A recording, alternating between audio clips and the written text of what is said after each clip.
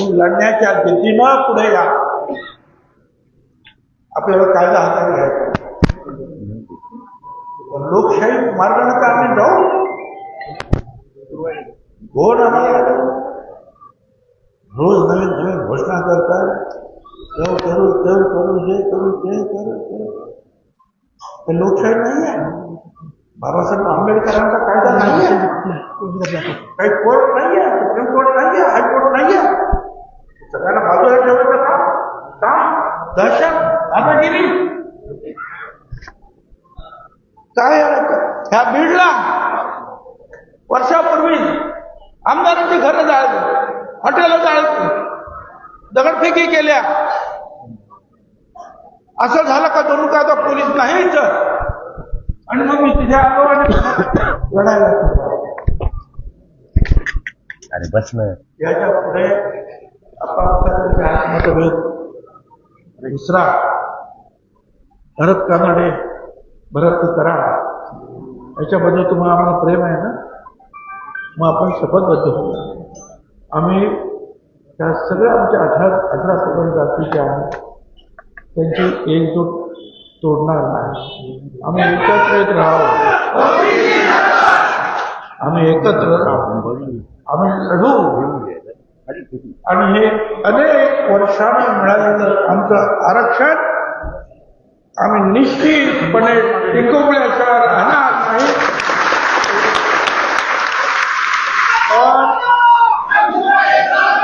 पुन्हा एकदा हात जोडून सांगतो, राज्यात आमच्या सराव करून ओबीसी लेकरांना बाबांना कोणीही हा मार्ग जे आहे बलिदानाचा, आत्मबलिदानाचा, आत्महत्येचा मार्ग कोणीही चोखाळू नका. राज्यात देशात अजून लोकशाही आहे आणि त्या लोकशाही मार्गानं आपण आपलं आरक्षण टिकवल्याशिवाय राहणार नाही. आपल्याला किती असू दे, दादागिरी असू दे, काही करा, पण आपण कुटुंब सांभाळ. रस्त्यावर टाकू नका रे कुटुंब. आणि तुम्हाला गावकऱ्यांना सांगतो, या कुटुंबावर लक्ष ठेवा बाबा. काय असं आम्हाला सांगा. त्याच्या लेकरा बाळाचे शिक्षण आपण करूया.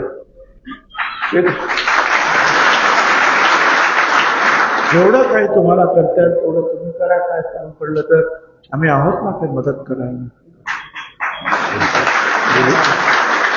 तेवढं मात्र. आणि मी पुन्हा एकदा आपल्या सगळ्यांचे जे आहे हे सगळं झाल्यानंतर आपण 1 मिनिट जे आहे सगळं उभं राहायचं आहे आणि भरत करायला जे आहे श्रद्धांजली अर्पण करायचं आहे. आणि जे आहे तुम्ही इथे आणणार ह्या कुटुंबाच्या संदर्भामध्ये त्यांना तुम्हाला जेवढं होईल तेवढं करा. बाकी आम्हाला सांगा. आणि ही जबाबदारी निश्चितपणे पार पाडू आणि सगळ्यांना शांत राखण्याचं काम जे आहे, सांभाळण्याचं काम हे तुमच्यावर सोपून मी इथून जातो आहे. धन्यवाद सगळ्यांना.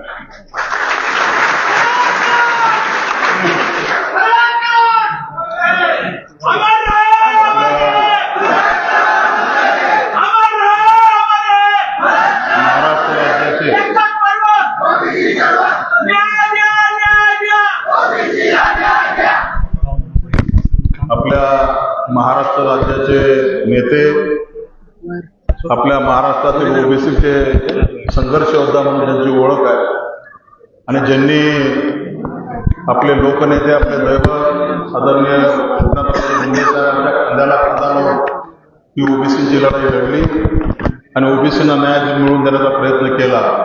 ते आपले सर्वांचे नेते आदरणीय छगनरावजी भुजबळ साहेब, आपल्या परळीचे माजी मंत्री आदरणीय धनंजय भाऊ मुंडे आज आपल्या वांदरी गावामध्ये एक दुःखद प्रसंगाच्या निमित्ताने 4 शब्द बोलण्याची माझ्यावर वेळ आली. गेले 2 वर्ष झालं महाराष्ट्रामध्ये जे काही चालू आहे ते आपण सगळेजण जाणता.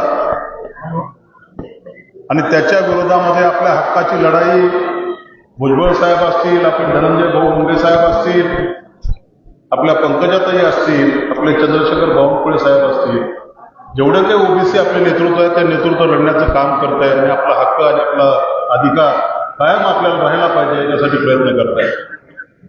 काल ज्यावेळेस आपल्या गावचा सुपुत्र भरतची बातमी माझ्या कानावर आली, मनाला वेदना झाली. कारण की एक कष्ट करणाऱ्याचा मुलगा एक उदासीनतेमधून स्वतःचं जीवन संपवतो आणि आपण काही त्याला हतबल होऊन आपण काही करू शकत नाही अशी ज्यावेळेस मनामध्ये भावना होते, तर माझी सगळ्यांना विनंती आहे, मराठा समाजाला आरक्षण मिळालं पाहिजे का मिळालं पाहिजे, पण ज्यावेळेस ओबीसीचं आरक्षण, जे ओबीसी या महाराष्ट्रामध्ये 54-55% ओबीसी समाज असताना त्या ओबीसीच्या ताटातलं आरक्षण कुणाला देऊ नये ही रास्त मागणी ओबीसी बांधवांची. जवळपास 450 जाती या ओबीसी समाजामध्ये आणि त्या सगळ्यांचं नेतृत्व आपले सगळे नेते मंडळी करतायत. आताच भुजबळ साहेबांनी सांगितलं की जोपर्यंत मी आहे तोपर्यंत आपल्या आरक्षणाला धक्का लागणार नाही, तोपर्यंत तुम्ही माझी सगळ्यांना हात जोडून विनंती आहे की कुणी आताताईपणा करू नका, कुणी असं टोकाचं पाऊल उचलू नका. कारण की संघर्ष केल्याशिवाय आपल्याला यश मिळणार नाही, आपल्याला आपली एकजूट दाखवल्याशिवाय आपल्याला यश मिळणार नाही. आपला जो अधिकार आहे तो जर अधिकार मिळवायचा असेल तर आपल्याला एक जीवाने एका विचाराने एकत्र आणून संघर्ष करावा लागणार आहे, तो आपल्याला करायचा आहे. आणि आपल्या पुढे नेतृत्व एवढं मजबूत नेतृत्व असताना तुम्ही रोज बघत असाल की भुजबळ साहेब एकटे संघर्ष करतात. भुजबळ साहेब ओबीसीची बाजू परखडपणे मांडतायत. त्यांच्या साथीला धनंजय भाऊ आहेत, त्यांच्या साथीला आपल्या पंकजाताई आहेत, त्यांच्या साथीला बावनकुळे साहेब आहेत आणि अनेक आपल्या ओबीसीची जे काही मंत्रिमंडळामध्ये काम करणारे नेते मंडळी आहेत ते सगळेजणच आपल्याबरोबर संघर्ष करतायत. त्याच्यामुळे माझी सगळ्यांना विनंती आहे की कोणीही आताताईपणे करू नका, कोणीही टोकाचं पाऊल उचलू नका. आता दुसरं, मी आता त्या भरतच्या घरी गेलो, त्याचे वडील हे अनेक वर्ष माझ्या शेतामध्ये शेतमजुरी केली आहे. त्यांना बघितल्यानंतर माझ्या डोळ्यामध्ये पाणी आलं की एका कष्टकऱ्याचं लेकरू आपल्या समाजासाठी, आपल्या ओबीसीच्या हक्कासाठी स्वतःचं बलिदान करत आहे. ते बलिदान भुजबळ साहेबांनी सांगितलं की व्यर्थ जाणार नाही. त्या बलिदानाचा बदला, त्या बलिदानाचा मोबदला आपल्याला मिळाल्याशिवाय राहणार नाही असं मला स्वतःला वाटतं. त्याच्यामुळे मी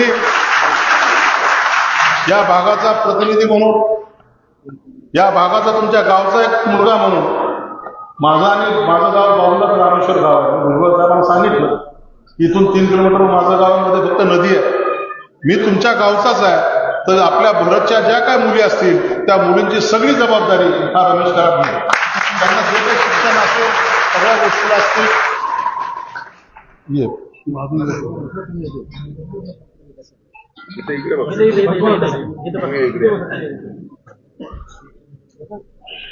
त्या लेकरांची सगळी जबाबदारी मी माझ्या परिणामी, माझा परिवार म्हणून मी घेतो. कुणी काळजी करू नका. फक्त माझी परत एकदा सगळ्यांना विनंती आहे की कुणी असं टोकाचं पाऊल उचलू नका. आपल्याला संघर्ष करायचा आहे. आपली जात ही संघर्षाची जात आहे आणि संघर्ष करून आपला अधिकार मिळवायचा आहे. त्याच्यामुळे कुणीही असं खचून जाऊ नका. आपल्याला संघर्ष करून आपला न्याय मिळवायचा आहे, एवढं त्या प्रसंगी सांगतो. परत एकदा जो आता आपलं बलिदान गेलंय त्या आमच्या भरतला सगळ्यांच्या वतीनं आपण सगळ्यांना 2 मिनिटं उभं राहून श्रद्धांजली वाहूया आणि हा कार्यक्रम संपवूया. सगळ्यांनी उभं राहा.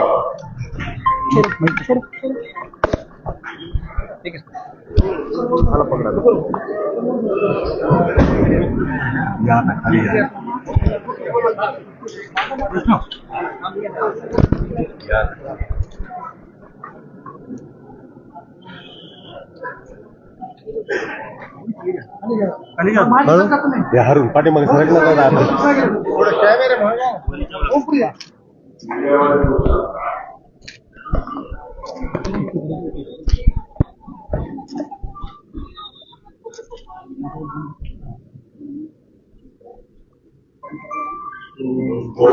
शांती शांती शांती जरा पुढे घेऊ. अमर रहे, अमर रहे. मी ती धरतो, तू बुम धर.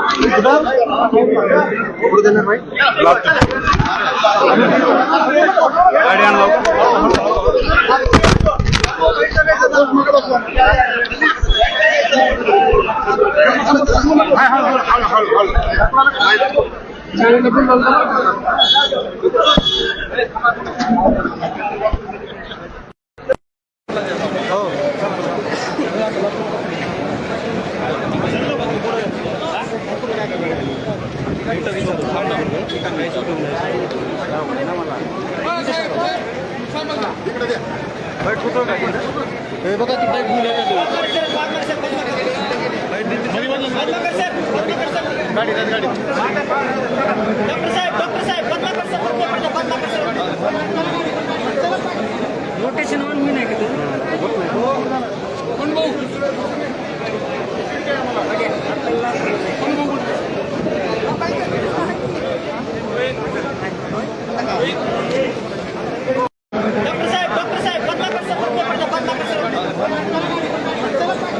रोटेशन वन मी नाही का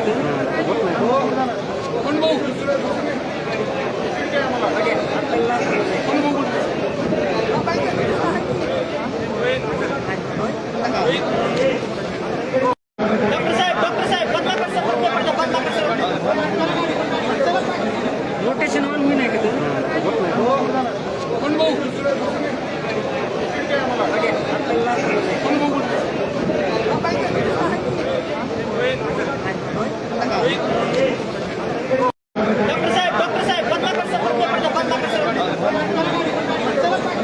रोटेशन वन मी नाही का